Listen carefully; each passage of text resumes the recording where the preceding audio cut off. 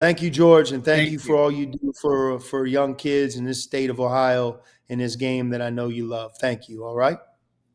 Coach is going on my 44th year now, and you know how far back me and you go. So, Yeah, a long time ago. Hey, before I hang up, how's my guy doing? How's your brother doing? he's doing great. He's the head coach at Rhode Island, building that program in the Atlantic 10. One step at a time. But I'll make sure I tell him you said hello. Okay. Yeah, that's my guy. Okay, coach. Thank you very much. All right. See you, George. Thank you. That's my guy, Coach Miller from Xavier University. I've been knowing him so long. Uh, Thank you, honey.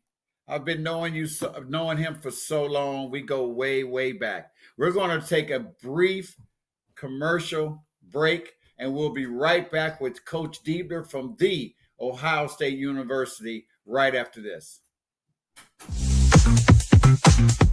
Want to sell your products or list your real estate to millions of viewers? It's simple. Just visit www.tkdsshop.live and showcase your items to the world. From handcrafted treasures to must-have gadgets and even real estate listings, TKDS Shop TV is your gateway to success. Reach millions from the comfort of your home. Don't wait. Post your products today and watch them come to life on TV. TKDS Shop TV, where your success is our mission.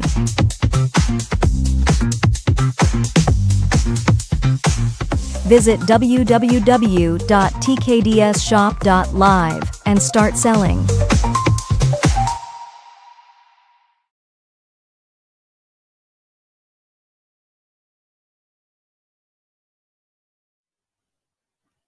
Hey, everybody, I'm back on the Coach Howard Show. Listen, I know that right now, YouTube is something's going on with our YouTube channel, and our director is trying to fix it. But I will tell you this: we will post it on Facebook and other social media outlets. You'll be able to watch the show. You'll be able to see all the interviews with the coaches when this is over. But I want to bring on our Buckeye coach, Coach Diebler. My What's man, going on, George? it seems like I just saw you 5 minutes ago. Almost 5 minutes ago, yeah. Thanks for having me on. Hey, thank you for coming on. I wasn't able to talk to you today. Hey, listen, for everybody that's watching out there, I've got to tell you this. You know, uh, I went to the Ohio State practice today and was talking to some people.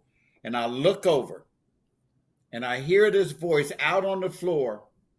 Coach, you have to be the only head coach in the United States of America that gets out on the floor and plays 5-on-5 and listen to everybody that's watching. He's not just out there just moving around. He's playing as hard as the players. And then I saw you knock down that jumper and it brought back memories from years ago. I said, oh, shoot, Coach still got it. Coach, Listen, are you in that good a shape? you're exaggerating a little bit.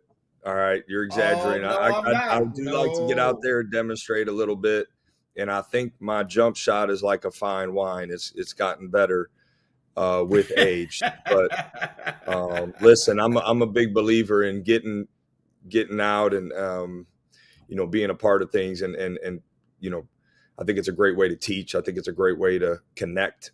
And while I still can, I want to keep doing it.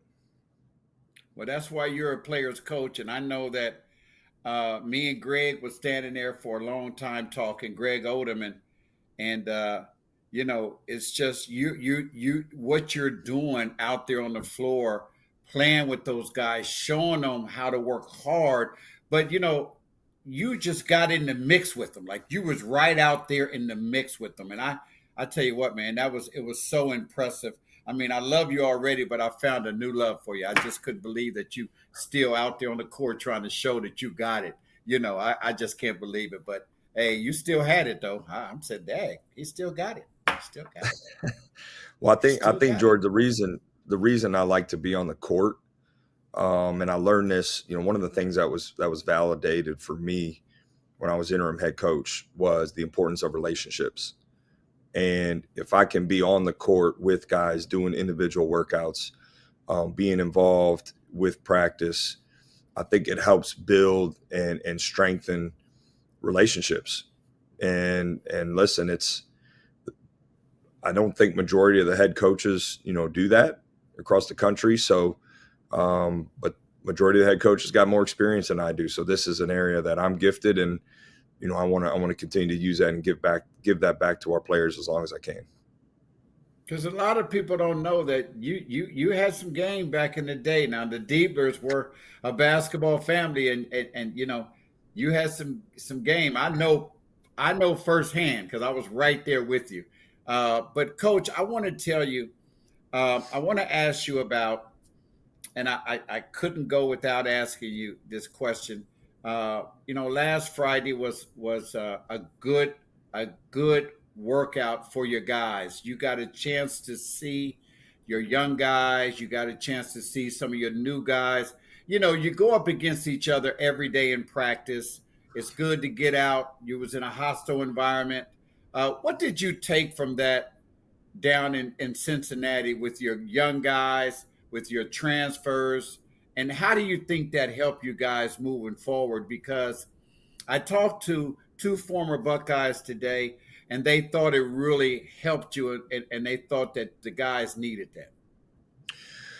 Well, I think when you look at our non-conference schedule, George, and how tough it is in two of our first three games, one being a neutral game against Texas, our third game being at Texas A&M, it was really important to me, with our exhibition season to play in someone else's gym, play in front of a large crowd, and honestly, I wanted to see us see how we would handle adversity. I wanted to create adversity. We did that with some of the lineups we played. We did that with the, maybe some of the lack of structure at times, because I wanted to see us handle adversity, because it was the first opportunity as a program, new staff, new team, new coach, that we could get in like real reps of that. I didn't want Texas or Texas A&M game to be that first time. So I felt in that regard, it was, we accomplished that. There were certainly some things, I think, looking back, I wanted us to do a little bit better in that game. But I think also, we knew there were going to be challenges because we were going up against a team who was at home, who had, the bulk of their roster returning, a lot of important pieces anyway, certainly added some pieces. And I think that was good for us. I think that was good for us. I think there were some things I probably could have done to, help us with that adversity at times, but I really just wanted to see how, we would handle it as a team, how guys would handle it individually, and get a great evaluation tool, in front of us to use moving forward. And, certainly in real games, you prep differently. There's significant more preparation and game planning. This was very much, just another step forward in evaluating and growing as a team. And that was the second most important thing. And I mean this sincerely, being able to be a part of, what Anthony Grant has done at Dayton, as far as raising awareness for suicide prevention and mental health here in our state, and being able to just, again, for the second year in a row, our program help with that. That was the most important part, to utilize that platform and on that day to do that. So all in all, there was a lot of good that came from it, and it led to a good, healthy film session after the next day. I bet it did. Hey, Coach, talk about this year. This will be your first full year. You came in last year at a really crunch time. You did a great job. You got the guys playing hard. They played totally different when you came in. And I really seen why today. I mean, what you did today was just awesome to me. But you really get the most out of them. I saw how you stopped practice and got on them because you had to. And what are you looking to build on this year as you move forward to your first full season as coach of the Ohio State Buckeyes? Well, I think we've been tasked with returning the program to the standard that it's been for so many years, really for decades. And listen, there's no shortcuts to that. It doesn't have to be, in my opinion, it doesn't have to be a long process, but there is a process to that, and that's what we are building towards. And the standard in this program is competing for Big Ten championships. We're third. I believe we're third all time in Big Ten championships, and we're sixth all time in Final Fours, tied for sixth all time in Final Fours. So we have to get the program back to that, and we're going to work daily as hard as we possibly can to do that. It's certainly laying a foundation culturally that we believe honors those who came before us with the way we play, the toughness we play with, the effort, the pace, the urgency. Those are all things we talk about daily, and we just have to keep moving forward to that mark, and that's what we're doing. And listen, I think we got a great group to do it. We got guys who are hungry. We have guys who are coming from winning, and guys we invited in to our family out of the portal. The guys that returned, I think are hungry to get Ohio State to where it belongs. And listen, we have a really, really good group of guys that is well connected off the court, great off court chemistry. We just now have to build that same chemistry on the court. And unfortunately, that takes time, and we only have so much. I'd love to do about 3 or 4 more exhibitions to get us some more rep with that. But, the season here is quickly upon us. Coach, talk about the guys you have coming in. Last year, you finished 22-14 overall, 9-11 in your conference. I know you want to build on that. Talk about some of the new guys that have come in to help this program and give people a little insight on them. Well, I'll start with our freshmen, two guys with I call them Ohio guys, and Colin White and John Mobley. John Mobley's got deep Columbus ties. Colin White grew up in Northwest Ohio and had a well-decorated high school career. And so I love it's important to have an Ohio presence on our roster. I think you look back at the history of Ohio State basketball, its best teams have a significant Ohio presence. So, we want to continue to lean into that. But it's certainly not exclusive to that. And when you look at the transfers we were able to add, we added talented veteran guards who have won, Micah Parrish, Quez Glover, and Michi Johnson, who's a familiar name for Buckeyes. And then we added really talented, although young and inexperienced, but really talented and versatile forwards in Aaron Bradshaw and Sean Stewart, who are only going to continue to get better and get better quickly as the season goes on, and they get the consistent minutes and opportunity that maybe they didn't have the year before. So really excited about, the group of guys. And then we also, we were able to add a young man from Croatia who's every bit of 7'1", 7'2", and can stretch the floor and really skilled. So I really like our group and the balance between experience and kind of like, youth. I think it's important. You want as much experience as you can. We were able to add some, but also added some talented young players who are going to be impactful. And the guys that were there last year, what do you expect from them coming back again, working with the new guys that you've got in this year? What are you looking to from them? Well, I think individually you want to see growth. You want to see a guy like Devin Royal make a big jump from freshman to sophomore year. He showed glimpses at the end of the season when he was given more opportunity, and he took advantage of that. So excited about really in the last few weeks that he's had is really starting to take even a jump forward in regards to this fall. So I think he's one. And then, Bruce Thornton is a guy who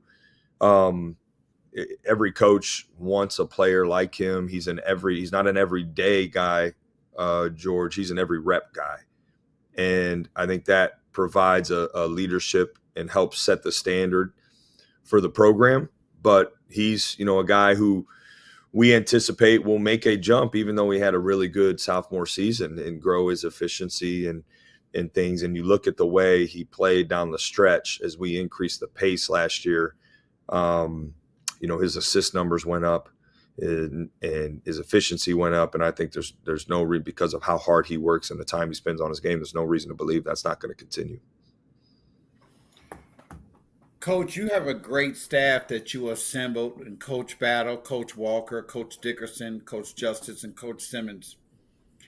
What made you pick this staff? What went into your thinking on, because people don't know this staff. They may remember Coach Dickerson, but give them a little insight real quick into the guys that you've brought in to help you build this program at The Ohio State University. Yeah, George, it was about two things. It was about development and it was about winning and winning experience. For me, the whole reason I got into coaching was because coaches were influential in my life. And that's why I got into coaching, so I could have that same influence. Certainly part of that is helping them grow and develop as players. And if you look at the track record, certainly, that I had as an assistant coach with the guys that I got to work with on a daily basis for development, and you look at the track record our current assistants had with the guys they helped work with over their careers to help develop and grow into certainly pros on the court, which is important, but also as men. That part is equally important to me as future leaders and husbands and fathers. I just have a great deal of passion about that total growth. And listen, everybody's growth rate is a little different, but we're fortunate to have unbelievable resources here at Ohio State, best resources in the country to help support that development both on and off the court. And I wanted a staff that shared in that passion that I have, and I found that with these five guys. And then you look at the programs these guys are coming from. Dave Dickerson, who was a sitting head coach, which I thought was important to have on our staff, someone who had been in this seat, who I could lean on when I had questions and things and get advice from, and is with us on a day-to-day. So I thought that was really critical hire in the first hire. And then, the other four guys are guys that I knew, maybe not knew them great, but I knew enough to know what they're about. And it's about development, but also they were coming from, and had won at the highest level in their careers. Joel Justice, fresh off a Final Four at NC State, and spent time at Kentucky and advanced in the tournament at Kentucky. Jamal Walker is coming off the best stretch in the history of Grand Canyon, also has some Big Ten experience at Illinois. Taylor Battle is coming off the best stretch really in the history of Northwestern, and has that Big Ten experience, and was a great player in this league, knows this league, and has an edge and a competitiveness. He's more likely to get out there than I am. He got a little bit. I got a little more experience that slows me down. I tell you, and I'm gonna let him know that, hey, you did better than he did today.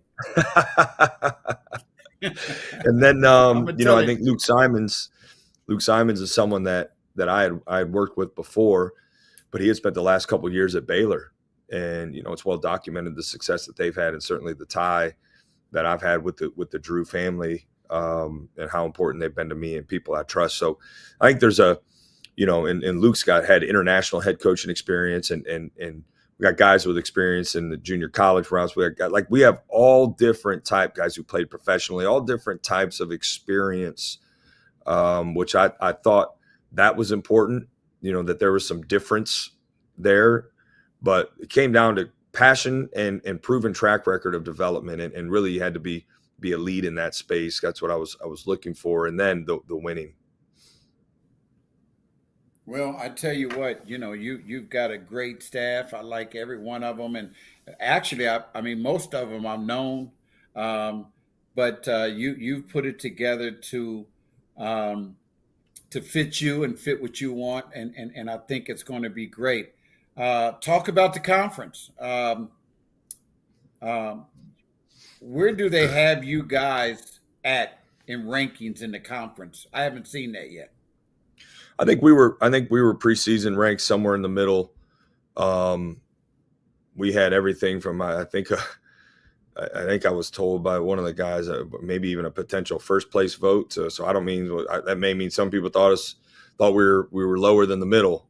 I think this league is and really I don't even know that it's close. When you look at the 18 teams now, top to bottom, this league is the deepest league in the country. Like there is no, maybe in the past 5, 10, 15 years ago, you could look at the schedule and be like, oh, that's an easier game. That does not exist in this league. It does not exist at all. And there's great coaching. There's great players. They're like this league, the depth of this league is the best in the country. So it's going to be really interesting to see how the league shakes out, and it forces you to bring your best stuff every single game, and it's going to force you to move on quickly. Whether you win or lose, you got to move on quickly, grow from it, and get ready for the next one. Because you look at our schedule. I mean, there's a stretch. We have Indiana, Purdue, Iowa. In three stretch game. We have UCLA, USC, Nebraska, Indiana to end the season. It's you mentioned it, I think, before opening up the Big Ten Conference with Maryland and Rutgers. So it is a gauntlet of a schedule, but I'm excited. I think the way our roster is set up, it provides us with an opportunity to grow as the season goes on. Well, Coach, I could sit here and talk to you for a little bit longer. We're running behind. A couple of coaches were a little late coming on, and but it. But you don't have to say anything. Coaches get a little busy this time of year. I won't hold that against them. Hey, listen, I'm not saying anything because I appreciate you guys coming on. But I did go over the schedule with them. I started to go over the schedule, and I will say this real quick. When you look at your November and December schedule, your non-conference schedule, and then you got Maryland and Rutgers to open up December, and you got Auburn and Kentucky, Texas A&M, and Pitt. Hey, if you're not ready to start January, I don't know what's going to get you guys ready, because that's a heck of a non-conference schedule, and you got some teams in there to help you get ready. So what goes into your process real quick before we leave in putting this schedule together? When you guys sit down and put this schedule together, what goes into it? Do you want these type of games to help you get ready for Big Ten play? Absolutely. I think you have to. And we studied at-large teams and some of the metrics behind strength of schedule. And listen, we wanted to play a challenging schedule. I think it's what you should do at Ohio State. And we wanted to bring in, a non-conference high major opponent at home. And we were able to do that with Pitt. And listen, even some of our, maybe less marquee non-conference games, like we're playing 3 Missouri Valley teams. And that is one of the premier mid-major conferences in the country. So it's important because I think for a team that has to continue to grow as the season goes on, we need to continually be tested. We need to push our limits. We need to, be forced to bring our best stuff. And I also think at Ohio State, our fans deserve us to see us playing in marquee games. People want us to be a part of those games. Guys come here to test themselves against other really good teams. We're really excited about it. There's some tough stretches packed in there throughout the year, but we'll keep fighting every day to get ready. Coach, thank you very much. I appreciate you coming on. You already know how I feel, and I wish you nothing but the best moving forward. and I'll be rooting you on all the way, Coach. You know that. We'll see you at another practice here soon. All right. Hey, I will be there soon, man, and just keep doing what you're doing. And I think Buckeye fans they're excited to see what Coach Diebler and the Buckeyes are going to do this year. But what fans need to understand is that you're building. So you're going to build a successful program here, and I truly, truly believe that. And I'll be there every single step of the way with you, supporting you and cheering you on. Thank you so much. Thanks, George. Appreciate you. Have a great night. All right. Talk to you soon. That's my guy. I mean, I can't deny that. That's my guy. I've been knowing him since junior high school. I mean, he played in the program I was a part of, and him and his family. And he's very good family, the Diebler, and his dad's a Hall of Fame coach and just good people. We're going to take a 30-second break. We'll be right back with another big-time college coach.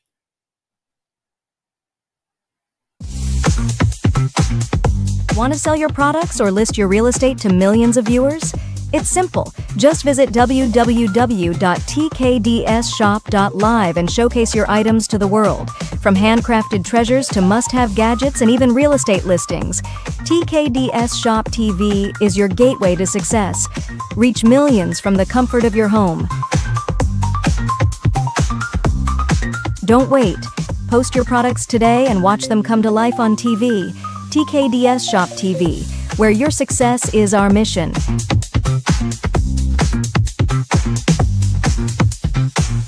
Visit www.tkdsshop.live and start selling.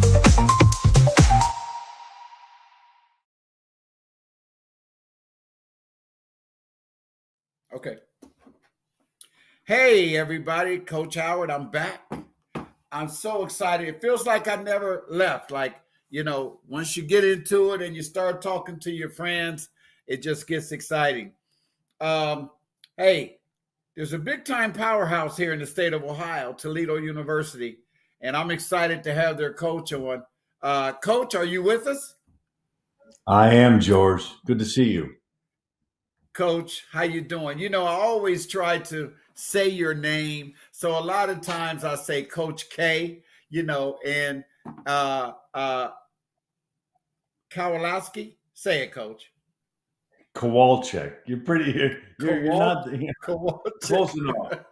Kowalczyk is Polish, so we're good, man. We're good. As long as I've been knowing you, I always call you, whenever I see you, I always say Coach K or Coach, because I know I can't pronounce it right.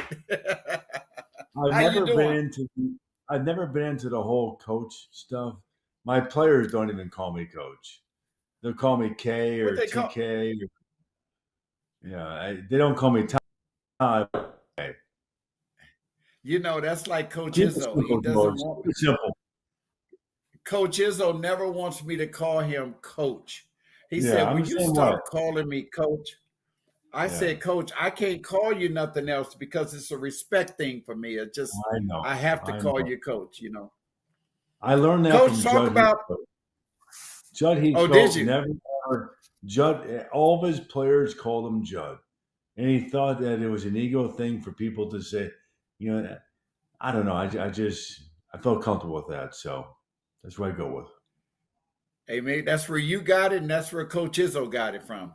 That's right. But Coach, how you doing? You guys had a good year last year. You finished 20-12 overall, 14-4 in the conference. I don't think they're giving you your respect this year. I saw the rankings come out, but I'm sure you've been used to that in the past, and you'll surprise some people because Toledo has always been a top in the MAC for years, and somewhere in there. Talk about last year's team coming over to this year and what people can expect to see from a Rockets team and some of your new guys you have and what you expect from your players coming back from last year. Well, last year we won our fourth straight MAC championship. Nobody's ever won three. We won four. We lost our top three scorers to the portal. So the expectations amongst the league is probably not very high. So Coach, let me. I hate to stop you for a minute, but I gotta ask you this question because it baffles me. And I've been doing this. This is going on my 44th year of this basketball stuff. Why do kids leave a successful program? I mean, it's different if the program is losing, but your school is not the only one. Why do kids leave a successful program? I think it comes down to the financial aspect and the money. You're talking about the transfer portal and the NIL money. George, there's some numbers that we as a MAC program we can't compete with. I don't take offense to it. It's the reality. It's the new wave of college basketball, and you have to adapt to it. But we lost our top three players to, Oregon, Minnesota, and Xavier. And I'm happy for those guys because they're true Rockets. They're Rockets for life. They've stayed here for an extended period of time, and I hold no grudges. Truly. Talk about the team this year. Your returning players and your new and what you had come in out the transfer portal. Well, we have. I think us in Ohio have the most returning players in the league. They have 7, and we have 7 scholarship players. But we have the reigning, MAC freshman of the year, which you're very familiar with, Javen Simmons, a Columbus kid. Probably the second best freshman last year was Sonny Wilson. Those two both started for us. And then we also have a lot of, guys that came off the bench for us. So, I feel really good about, the returning guys, and a couple of people that, people don't talk much about is Sam Lewis might be the most improved player in our league. He'll start for us at the 2. He's, 6'5", 6'6". He's got great positional length and size. And Andre Lawrenson had a good year for us last year.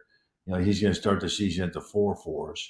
But Bryce Ford is a guy that we're high on, and Big G, Gerger Bergeric from Croatia, is a much improved player. So those are returning guys.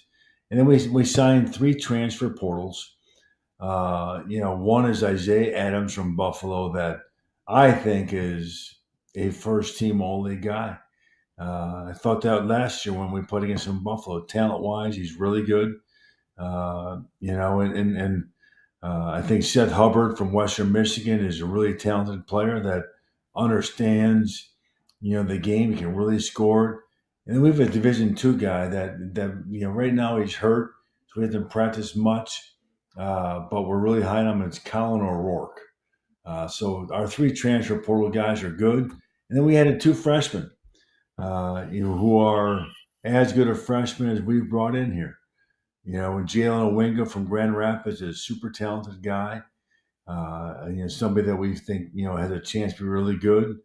And then we have a guard out of Saginaw, Michigan, that had a chance to be a special player for us, Tyler Odie. So we're excited about our group. Coach, you have been probably one of the top coaches in the country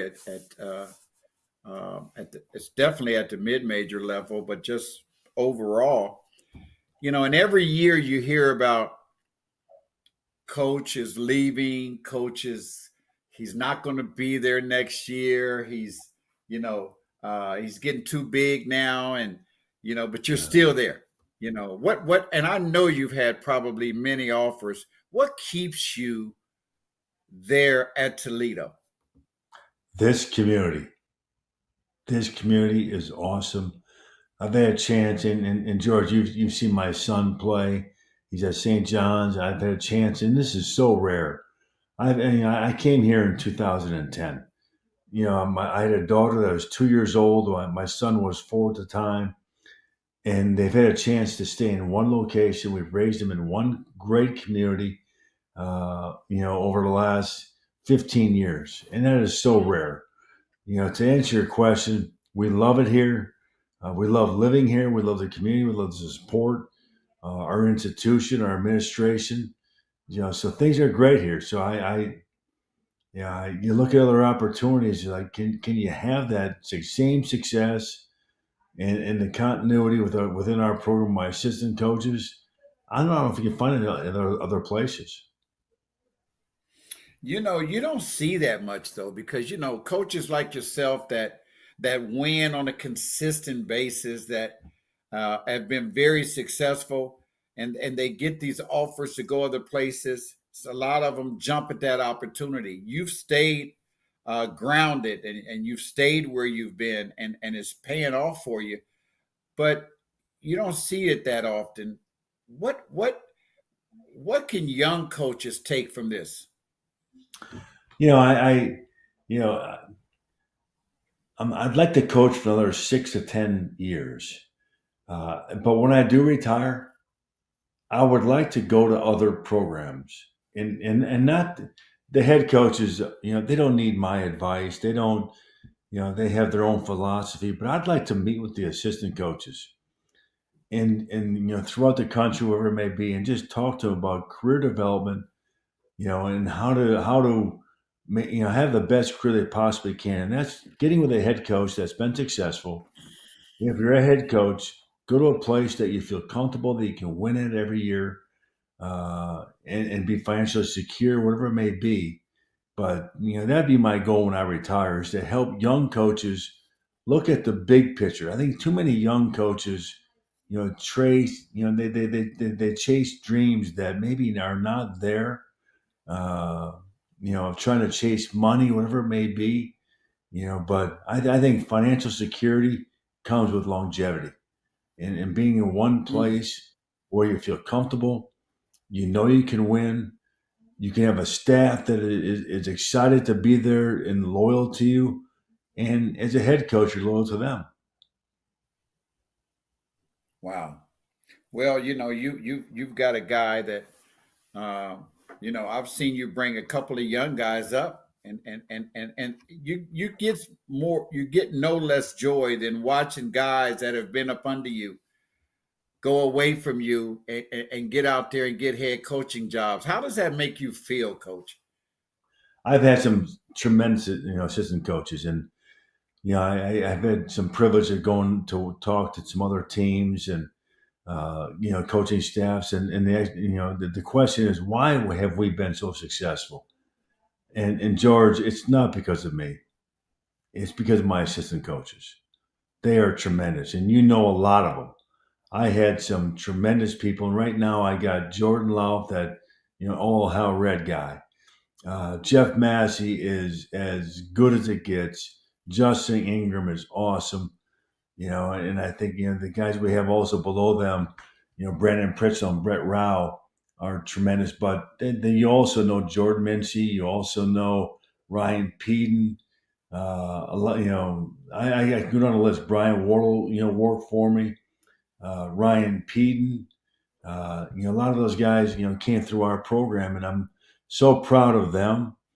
And I take so much pride in making sure that they have successful careers, and I want to help them move on. I mean, my number one job is to win games, but it's really to develop men of our players. But if another thing is to give my assistant coaches better jobs. They want to be head coaches, and I'm trying to help those guys advance their careers and become high major assistants, whatever I mean. But look at what Jordan Mincy's done, what Ryan Pete's done, what Brian Worrell's done. I got a lot of my coaching tree's been very successful, and I'm proud of those guys. I really am. I bet you are, Coach. And um, I'm going to jump for a second, because this is something I talked to Coach Miller about. Didn't really get a chance to talk to both Coach Millers. Didn't get a chance to talk to Coach Debra about it. But Coach, the national letter of intent, they've taken that away. Yep. Now, I guess the only part that says I'm with you now is if when you sign the financial aid. Coach, what Yep. do you think of all and what do you think of that? And now they said they're possibly looking into changing the NIL now. What is going on over there with the NCAA? What is it they're trying to do that you think maybe? I don't think the national letter of intent was anything meaningful. So I don't think that hurts our profession one way or another. Obviously the transfer portal and NIL are the biggest conversations. If I could, be the head of all of college basketball, I would say the transfer portal is the number one thing. The NIL, these players deserve to get paid, whatever that number is. I don't know what the fair number is. I mean, that's above my pay grade. But I think if you look at, the transfer portal, they should be allowed to be transferred once. We all, they're in a Exactly. 4-year career. Now, if a head coach leaves or gets fired, they get 2 chances. But this transfer every year is not healthy for anybody. It's not healthy for them. It's not healthy for college basketball. But I don't know if it'll ever change because the NCAA is afraid of lawsuits. So we'll see what happens. Well, Coach, it's a different world out here now in this college basketball thing. Yeah, And it and sure and is. and yeah, but you got to remember the kids are different. And I'm saying that I've been in this business for a long time, and I've seen the change. I see it, and there's loyalty. What is that anymore? I mean, when you talk about loyalty in high school, AAU, college, it just seems like it's not there. And it seems like these kids will come to your school, play for a year. If you get on them in practice, if you make them run, if you're chewing them out because they're not playing good, because they're not working hard, because they're not doing what they're supposed to do. But yet, who's the blame go on? It goes on you. So now they want to leave and they go to the next school and they're not playing hard and they're not doing the things they're supposed to do. They get on again by that coach, then they go to another school. What do you think can be done to fix it? Well, what I said earlier, let them transfer once. But I agree with you. The loyalty issue, I think people think it's an issue. I still believe in it. I mean, maybe that's the old school Todd, and maybe I do I'm too. naive. I believe in it. When I see a young man transfer AAU programs, the light bulbs go off. They do. I try to stay away. I don't like, and I'm not saying I've never recruited somebody like this, but I don't like the fact that somebody goes to a high school program, they develop them, and all of a sudden their senior year they go to a prep school, and they leave their family, they leave their friends, they don't have a chance to go to a homecoming, or it bothers me. And I'm not saying I'm right on that, but I just don't know if I personally I don't think it's right. But maybe I'm wrong. I don't know. I'm old school with it, but I'd like to see guys stay with a high school program that's developed them, and clearly, the loyalty in the transfer portal. We have guys that are loyal to us. We do, and that's why we've been successful. Now, have we lost some people? Yes, because of NIL money. And George, you can't blame them. That's the reality of this whole situation. Maybe they're going to make more money than they can in a year. You don't know. I mean, are they all NBA players? They all think they are, and hopefully they are. But the reality is, it's really hard to get there. You've seen that. So I just want, if someone leaves our program, I just hope it's for the right intentions. They make the right decisions for their family and for their future. And more times than not, I think staying here is probably the best thing for them if they look at the big picture. And I'm not sure that sometimes, college men or high school, boys look at the big picture, really what's going to help them be successful, when they're 40, 45 years old. It's the same way out in the high school or AAU, or I can see uh, people leaving somewhere where the program just ain't right. They're not doing the Yep, right things. I get that. But I if you're, totally yeah, I can see that, and you go somewhere where they do it right, they do it the right way. But if you're somewhere where they've treated you good, they do it the right way, they take care of you, and but somebody else calls you and says, "Hey, the grass over here is growing higher, and it's greener, and we'll do this and do that." They up and boom, boom, boom, boom, boom. There they go. And then here's the big thing, Coach, and you know this: when they get over there, it's not what they said it was going to be. So now, guess I what? know. They're going somewhere else. And I don't know if it's going to change because it seems like it's getting worse. But Yeah, the it's, ones, but the go ahead. go ahead, Coach. No, No, I it was is going to getting say worse. that. It's getting worse, but it'll get better. I mean, I totally agree with what you had to say. The grass is not always greener. And I'll use a great example. Ray J. Dennis, tremendous player. You hate as a coach or a parent or as a father to say he's my all-time favorite. He's my all-time favorite. I think he was a great, great player. Left his senior year to go to Baylor, and he got paid to an amount of money. And he'll tell you he didn't leave for the money. He left for the better opportunity to make the NBA. I would argue, and I think I'm right, but maybe I'm wrong. Had he stayed and but a two-time MAC Player of the Year, another MAC championship, he would have gotten in the combine. He certainly would have gotten to Portsmouth, which he did.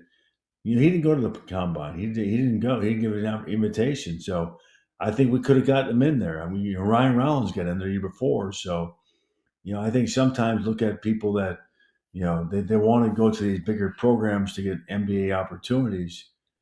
Going someplace where you put up numbers and have great percentages. That's what NBA teams want. They're not looking at, is it Big 12, ACC, SEC? If you can play, they're going to find you. They're going to find you. Exactly right. Exactly right. Coach, hey, me and you can sit on this phone and we can talk. How's your son doing, by the way? He's great. He's getting healthy. He's back to playing. He's got some good Division I programs looking at him. Wright State was here today. Dayton was here last week. So he's got some good opportunities. Are you still running into that? Is he going to stay and play with Dad? Yeah, he's not. Yeah, we've made a family decision. I think it's healthier for him to go play play for somebody else. I think that's really hard in this day and age with social media.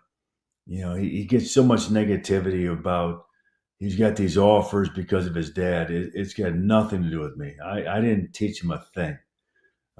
It was his hard work, and he's earned the right to be recruited. So he's going to go play somebody else. He's a player. I mean, he's gonna get recruited, and he's going to play somewhere where he's going to be able to have fun. You've done everything what you're supposed to do. You've taught him well. You're still teaching him, and he's going to be a good player. Most coaches' sons are good players, and He's you're smart. a hell of a coach. Thanks, Go ahead, George. Coach. I appreciate it, man. I think the world of you and your program, and and over time, what you've done for the state of Ohio, A+, man, A+. Thank you, Coach. I appreciate it very much, and I do what I do because this is what the Lord has me to do, and I'll continue to do this until I can't do it no more. And I enjoy, seeing the kids fulfill their dreams of playing college basketball and becoming young men. That's the biggest thing, Yeah. And that's what it's all about. Thank you, Good for you. Coach, so much for coming on, and hopefully I can get you back around January and talk about the first half of the season. Hopefully, we're talking about a lot of wins. And I'll be giving you a call because I'm coming down to a game, Coach. All right. Great talking to you. All right. Great talking to you. Thank you very much. Hey, that's Coach K from Toledo University. Hey, I've been knowing Coach for a mighty long time.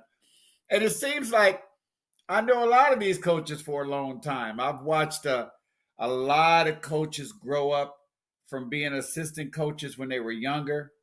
Um, and they grow up in this business. A lot of them are head coaches. Some of them are still assistant coaches. I know a lot of the head coaches that have been in the business for a long time. And I'm just thankful and just blessed to be able to have these relationships.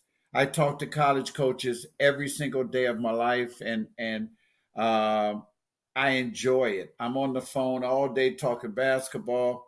Sometimes it gets on my wife's nerves, but she married into it, so I appreciate her and her, being able to deal with me. Um, but it's just something that I love to do. And I've got my guy, Adam Jardy from the Columbus Dispatch, coming on here real shortly and telling him to come on now. And we're going to talk about the Big Ten and talk about the Buckeyes. He follows them in depth. He knows everything about the Buckeye basketball team.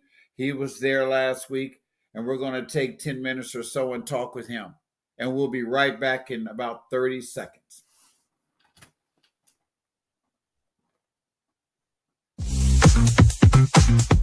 Want to sell your products or list your real estate to millions of viewers? It's simple. Just visit www.tkdsshop.live and showcase your items to the world. From handcrafted treasures to must-have gadgets and even real estate listings, TKDS Shop TV is your gateway to success. Reach millions from the comfort of your home. Don't wait. Post your products today and watch them come to life on TV. TKDS Shop TV, where your success is our mission.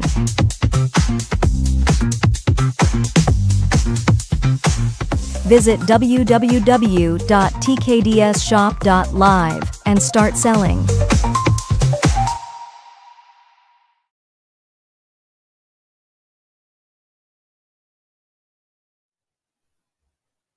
Hey, everybody, I'm back. Coach Howard on the Coach Howard Show. I'm so glad to be back. It's been such an exciting show. I'm looking forward to here on out doing my basketball shows, covering college and high school basketball, and doing some NBA. And then we're going to even talk about some football as the Ohio State Buckeyes wind down on their way to, or should I say, on the road to a national championship. I've got the guy that knows all about the Buckeye basketball coming in right now. My guy, Adam Jardy. I think you already had on the guy who knows everything about Ohio State basketball. Nice stuff with Jake Diebler there a little bit ago. Yeah, it was, wasn't it, Adam? Adam, how you doing, man? Doing well. Getting ready for the start of the season. Feels like there's a million things to write and all kinds of good stories to tell right now. It's a fun time of year. Adam, let's start out with this. Me and you both were down in Cincinnati last Friday night. I know it was an exhibition game. Your thoughts? Yeah, it was a tough one for Ohio State. I came away really impressed with Cincinnati. I thought they looked like a really talented, veteran, experienced team that kind of knows who they are and what they've got. And I think you could see Ohio State still trying to figure a lot of that out. I thought Cincinnati's pressure affected Ohio State at times. I thought the Bearcats shot the ball at a high level. I thought they really enjoyed playing in their home court in front of a pretty good crowd. And I thought that, I know you talked with Jake about this, but I'm sure that was a fun coaching film session on Saturday, because I think that's really probably the best thing Ohio State got out of that, was a chance to break that game down with its players and get a feel for who could do what. What did you think of the young guys in that game? It appeared to me that maybe they weren't ready for that. But that was a good way for Coach Diebler to break them in, because you had a packed house, your first official scrimmage or whatever you want to call it, and some of them appeared not to be ready for the moment. But I think that's good for them, because that's what they're going to be, going up against. Right. Yeah. I think of the two freshmen, I think I think John Mobley is going to play more than Colin White right off the bat. I just think his skill set lends itself to that, and I think they need him to play. They need him to shoot. And it's been clear, everyone that I've talked to and whatever I've gotten to see in the summer and the fall, like he can shoot. You know this. Like Mobley can shoot the ball. He's been able to shoot the ball for a long time, and he brings that reputation with him to Ohio State. And I've heard unanimously positive things about how well he has shot the ball in practice. And it was very clear to me that Cincinnati also knew that he can shoot the ball. And the first shot that he got, they blocked it. Like the guy got right up on him on the perimeter. And that shot that he's gotten off, 1,000 times at the high school level and in practice, the guy got it this time. And I thought that was if there's a biggest like struggle moment that can be a real big positive for Ohio State, I think it was that right there, showing him that it's going to be harder to get your shot off at this level, and teams are going to know what you can do. They're going to take that away. I thought that was a big welcome to this game moment for a player Ohio State's really going to need to play a lot of minutes this year. What did you think of some of the new transfers coming in, and also what did you think of Devin Royal's play? Because I honestly thought that Devin Royal was probably one of the hardest working players that night. Certainly. Yeah, I thought Devin was probably the best player for Ohio State in this game. I mean, he was aggressive around the rim. He was impactful in his minutes. I think he led the team with 6 rebounds. And I know the stats don't mean a whole lot in this game, but I thought he looked like a guy who picked right up where he left off last season, where he really came on late. We really saw when they gave him a little bit more of a role, how confident of a player he is and how, effective he is. He looked like that same player to me in this game. So I came away really impressed with him. I thought a guy like Sean Stewart, you saw the athleticism and the explosiveness at times. I kind of thought he would be a little more active on the glass. I thought there were a few guys that might be a little more active on the glass. They got out rebounded pretty significantly. But like there was a moment in the second half. I think Mobley had the ball and it was a pick and roll, and he threw the lob to Stewart, and he didn't even look, because clearly they know if you throw the ball to Sean Stewart and he's going to the rim, he's going to get it and he's going to dunk it. And he did. And it was just a little glimpse there of, I think, some of the explosiveness that they're going to have with him playing down low. So I thought that was an interesting moment that gave me a little insight in how this team is going. I thought they turned it over too much, Yes. That stuff that you'll see that sometimes this time of year. I thought that, the guys that they're really going to count on to handle the ball, Bruce and Michi and Quez Glover, they each had 3 turnovers. And that's something that I don't expect that to be the case during the season, but it just overall seemed to be a pretty good wake up call for a lot of guys who now understand what it's going to take for this team to be successful when they play teams that are as talented as I think Cincinnati is. I was at practice today, and I thought you was going to be there. I was hoping you were there. I wish. I was there for a couple of hours, and they was getting after it, but there was a time that coach had to stop practice and chew them a new butthole. And I think sometimes you have to do that. Yeah. And after he did that, they cranked it up another level. I was there talking with Greg Odom for quite a while, Scooney Penn, with a couple of other people too. And,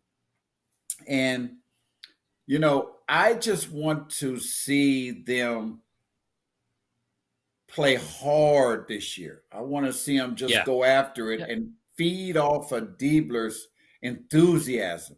And he was on the court today, Adam, with them, playing with them. Did you see that when you were there? I'm sure. Yeah, he is known for doing that. I wonder, I asked him about that a week or two ago. I said, can you keep that up all year? And he said, well, we'll see. But is he still going to be in there banging with those guys in January and February? I don't know, but that's just how he's wired, right? Because Right. Greg and them today, they were laughing and saying in January he's not going to be doing that no more. Matter of fact, what's the girl? What's my guy? The girls' coach's name? Kevin McGuff. Yeah, McGuff. He came in. We was laughing and talking for a while, and I've been knowing him probably 20 years too. And he was saying, I said, Coach, can you get out there and do that? What Coach D was doing? He said, No, I can't do it. I'm older, but I'll let him do that. He won't be doing it in January. But talk about, what do you think? To me,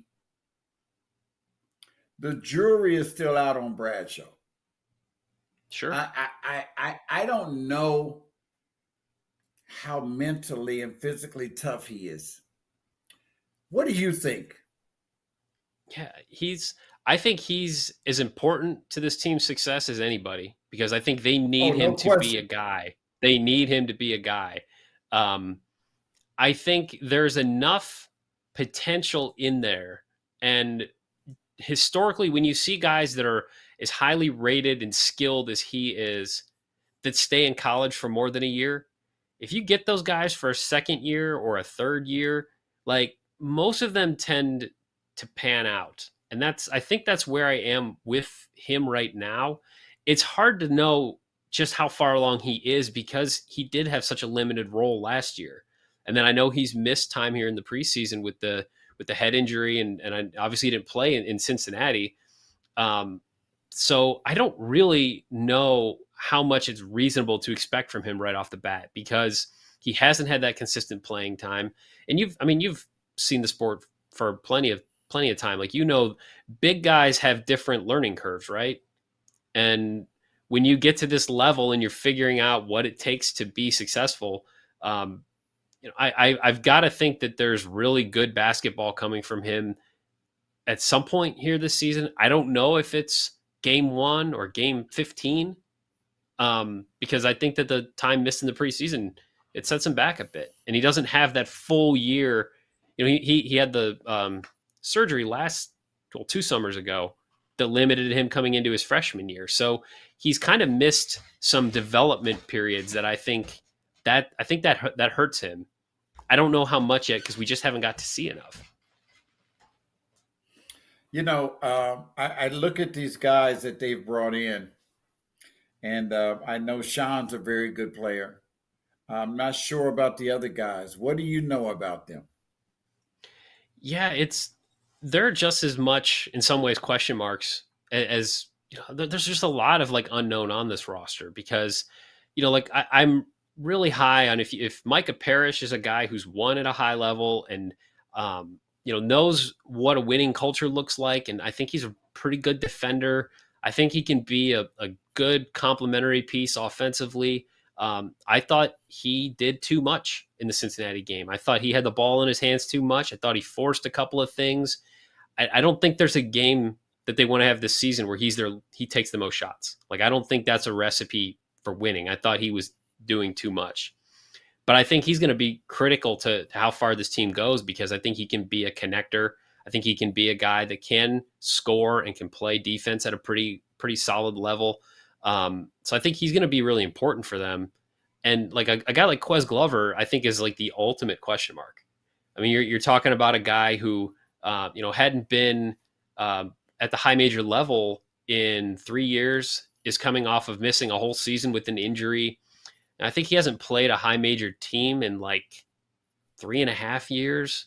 So I think there's an adjustment that needs to come there, but I don't know that they need him, to be any more than what Dale Bonner was last year. If he can come in and give them 8 to 10 minutes a game and not turn it over and push the pace a little bit and not make Bruce have to play 40 minutes a game at the point, I think that's fine. But I don't see him as like a major featured piece of the offense at this point. I just think there's like a lot of guys in this roster. Like, I think there's potential there, but I don't know how much with him. What do you think? Meechie? What do you make of him? Let's talk about Meechie. Well, I wasn't too happy with either one last week. I'll just be honest, and I just don't. I don't think that Uh, it's just my opinion. I don't think that Meach played the way Meach knows how to play, Yeah, and I don't think I think we won't see that part of him again. I I don't know agree. if it was because it was the first game or it was just a scrimmage. Um, and the other guard, I think he just was trying to show that he belonged. Yeah. But I think that I think you and I both will see a different team when they come out to play Texas, I think and you're right. it's going to And tell. yeah, and like I think Jake talked about this with you. I mean, the way they coached that game, that yeah, they wanted to win, but there was a lot that they were hoping to learn about themselves in that game, and some of the lineups that they used. Like if that was a game that counted in the standings, like they had a little run to close the first half, and they had a lineup that maybe seemed to be playing well together. They cut it to I think 10 at halftime, and then they started a completely different lineup to open the second half with some guys that are unproven, and Cincinnati blew it right back open. If they're trying to win that game, they don't play that lineup. Maybe the game looks different. Maybe they win. Maybe it's closer. I don't know, but I completely agree. Like when they take that when they're playing a game that matters, they're going to coach it differently. They're going to approach it differently. I don't think I don't remind me of this in March. I don't think there's going to be too many games where both Bruce and Michi come out of it with 3 turnovers each, because they I, cannot win if those guys are turning it over that much, and they're no, veteran I don't. I enough. don't. And yeah, No, yeah, go ahead. Go ahead. Go ahead. I just they're veteran enough and they're proven enough that I think they're better than that, and I think it's I don't see that happening as the season goes on. I'm sure one or both of them will have their off nights, but um, it was that was another thing that just told me this was just a difficult overall night for Ohio State. That guys the few things we know about this team, Bruce is tested, Michi is tested. They had some uncharacteristic turnovers in that game, and it just told me like this just was not a great night for Ohio State. You know, I think, and I've talked to Dee, but I talked to him quite often, but I think what he was looking at the other night was he just wanted to look at everybody. I mean, he played Yeah. everybody. Yep. And I think he wanted to see how some of those guys would do in this type of situation. Yep. I mean, and they showed that they weren't ready yet. They just weren't Yep. ready yet. I mean, and these are probably the guys that's not going to play much, but he wanted Yeah. to see, hey, somebody could have went in there and really been a surprise to him, you and I, like, hey, whoa, Sure. wait a minute, this guy, he's really balling. But you know, I don't think we saw that. I And agree. some Yeah. guys just what they weren't ready for the moment. They were Yep. fumbling the ball and didn't really know what to do. And it was almost like I don't want the ball. I don't want it, and that's what happens in situations like this. You find out who's ready for the smoke, who's ready to Yep. play.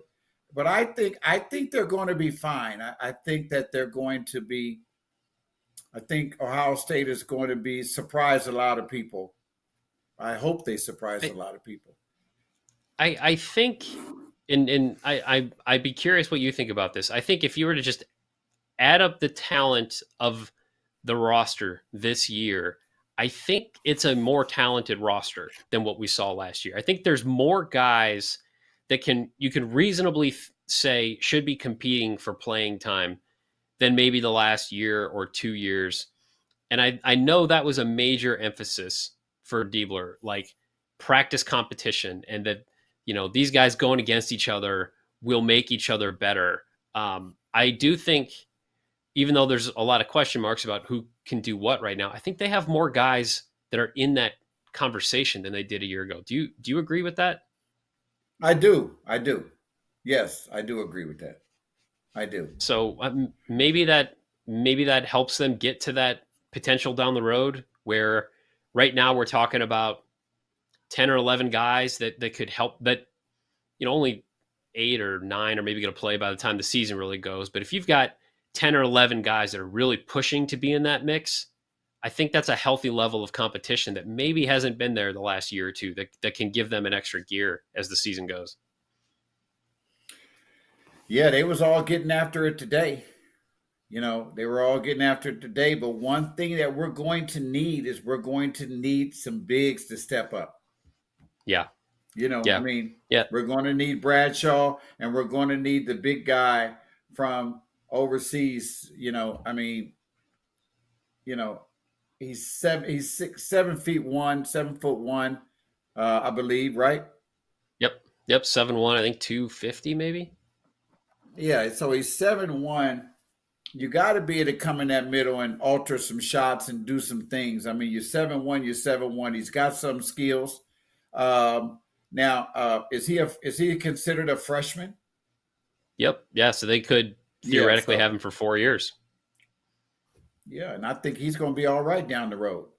So, yeah. So I like the Buckeyes, but I'm not going to hold you because we're running over. But the one thing I want to ask you, I'm going to ask you why we're on here. I'm going to put you on the spot.